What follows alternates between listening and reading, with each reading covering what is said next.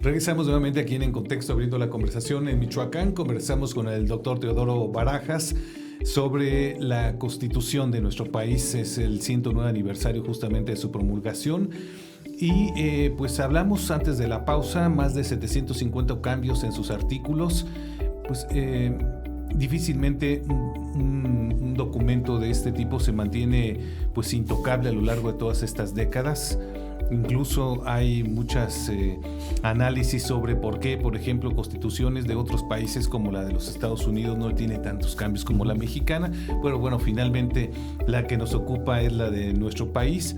Y dentro de estos cientos de cambios que ha sufrido la Carta Magna, hay algunas reformas que han sido, pues me parece, importantes y determinantes para conocer el rumbo que ha tomado el Estado mexicano.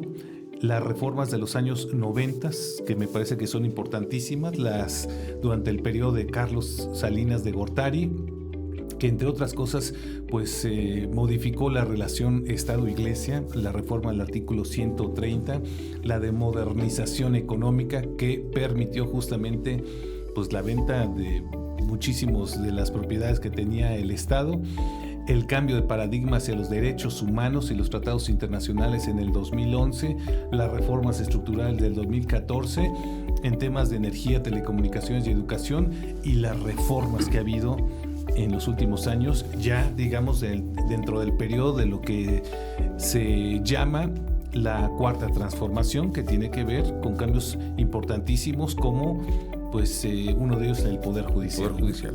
¿Cómo has visto estos cambios, el impacto que ha tenido en la Constitución original del 17 y la Constitución que tenemos hoy en día? Fíjate que haciendo memoria un poco lo que tú comentabas, hablamos del principio de los años 90, durante el salinato con Carlos Salinas de Gortari, hubo 2 artículos modificados que me parece que es algo muy sustantivo para revisarlo. En principio de reforma, artículo 27 constitucional, la protección del ejido, dicen que era positivo porque de alguna manera ya la gente del campo no iban a ser tratados como menores de edad. Mucha gente dice que ha sido favorable que se venda, que se puedan privatizar de alguna manera los ejidos. Me lo han dicho abogados especialistas en materia agraria, dicen que fue mejor la reforma de Salinas de Gortari. Y por otra parte está el asunto del artículo 130, que causó mucha polémica en su momento. Alguien decía, bueno, esa modificación se hace de alguna manera para contar con el apoyo y el respaldo de la Iglesia Católica, al menos hablamos de la parte clerical, porque antes de eso, tú sabes, no había relaciones de Iglesia-Estado. Cuando vino una vez el Papa Juan Pablo II a nuestro país, lo recibe el presidente José López Portillo. Lo recibe pero sin honores, nada más de cortesía, le dijo que se quedaba con su grey. Con Salinas de Gortari opera ya la reforma al reconocimiento legal al Vaticano. Estaba Girolamo Prillone, primer nuncio apostólico ya de manera formal, y alguna vez Salinas convocó a los obispos de nuestro país, eméritos y en funciones, para preguntarles cuál era su opinión, seguramente esperando el respaldo de todos ellos. La mayoría lo apoyó, pero nada más le preguntó un obispo del que hemos hablado contigo, un gran personaje de la historia de México, Sergio Méndez Arceo, obispo de Cuernavaca, le dijo, yo no sé qué perjudica más a la Iglesia, si calles persiguiéndola o usted reconociéndola. Entonces siempre se cuestionó, y como lo sabes, ahora la Iglesia tiene una relación con el gobierno, pero además cada vez interviene más en algunas situaciones. Incluso ha habido algunos triunfos electorales de algunos partidos que han sido cancelados por utilizar figuras religiosas, ¿no?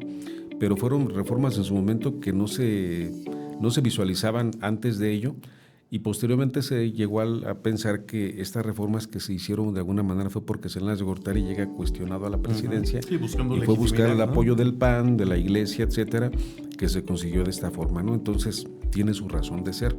Lo que comentamos también es que en la parte orgánica de la Constitución actual que tenemos establece la división de poderes, que como lo sabes es fundamental y tiene una raíz histórica de mucho tiempo atrás, que se hace exactamente en la etapa de la Enciclopedia Francesa, que es de alguna manera, digamos, el combustible de la Revolución Francesa, cuando se habla de la división de poderes, porque decían estos filósofos de la antigüedad que la concentración de poderes en pocas manos genera abusos de poder.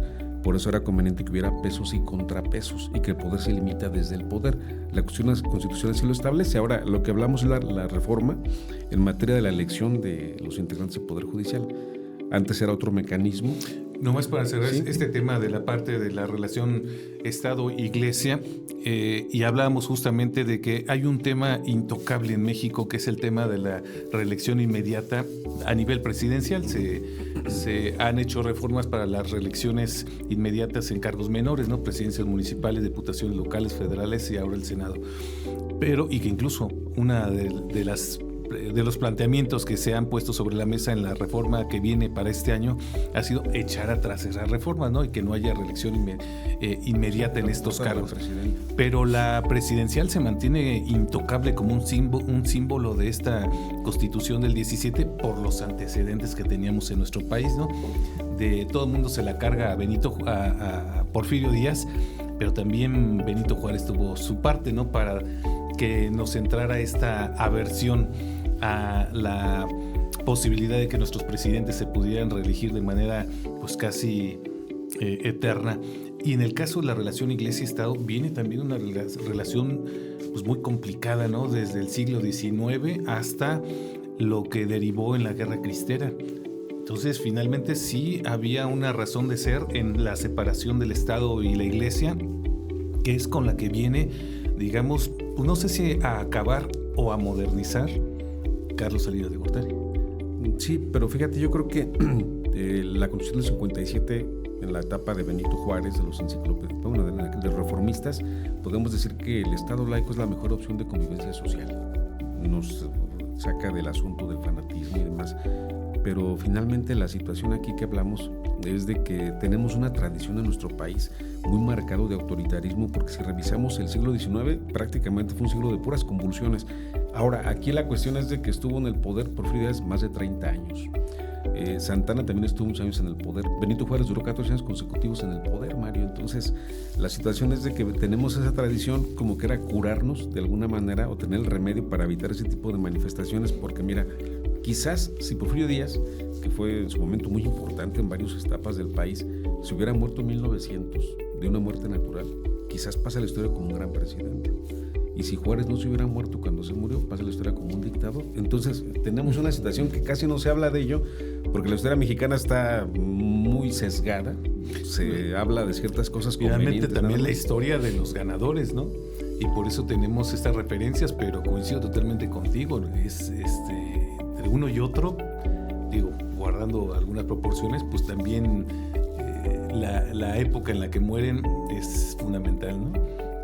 Sí, pero fíjate, hablando de los presidentes de México en el siglo XX, Lázaro Cárdenas de alguna manera inaugura una etapa distinta, ¿no? Porque previo a él, tú sabes, hubo el maximato. Con Plutarco Elías Calles fue presidente, pero después seguía él poniendo y quitando presidentes. Con Cárdenas se establece ya un esquema más de 6 años, plan sexenal, y tú sabes que en nuestro país son 6 años de la presidencia, a diferencia de Estados Unidos son 4, ¿no? Entonces también por esta razón se considera que sería muy inviable mantener el asunto o procurar tener una reforma para que haya reelecciones, porque seguramente nadie la avalaría. Es correcto, y bueno, también esta parte de que quizá el momento más álgido de la relación Estado-Iglesia con la Guerra Cristera, ¿no? Digamos, de principios del siglo XX, que algunos de los políticos de la época fueron muy enjundiosos a la hora de aplicar esta división, pero otros no. La verdad, llevaron una relación muy tersa con la Iglesia, pero bueno, finalmente derivó en esta guerra, sobre todo en unas regiones del centro del país. Hay unos contrastes muy evidentes. Por ejemplo, Calles me parece que llega a una situación más de extremo fanático, antirreligioso, anticatólico, principalmente porque él organiza una iglesia mexicana, no reconocida por el Vaticano, por supuesto. Pero me parece que él manda una requisa a la catedral, creo que fue una provocación a la iglesia responde y es la iglesia quien ordena cerrar los templos, no fue el gobierno, como mucha gente lo piensa. Pero curiosamente, años después, Cárdenas fue muy equilibrado, ¿no? Él quiso, por eso dicen que no propuso a J. Mujica, porque decía que era muy radical en contra de la iglesia, pero Ávila Camacho fue a la Basílica de Guadalupe, dijo que era creyente, y ahí dicen que se pone el punto final a la pugna de la iglesia con el gobierno. O sea, hay cosas medias raras, y ya llegamos al extremo del año 2002 más o menos, cuando llega el Papa, y Vicente Fox, en su calidad de presidente de la República, fue y hizo una genuflexión, se hincó ante el Papa y le besó el anillo del pescador. Ahorita regresamos con esta imagen que también pasó a la historia de nuestro país. Vamos a hacer una pausa y volvemos.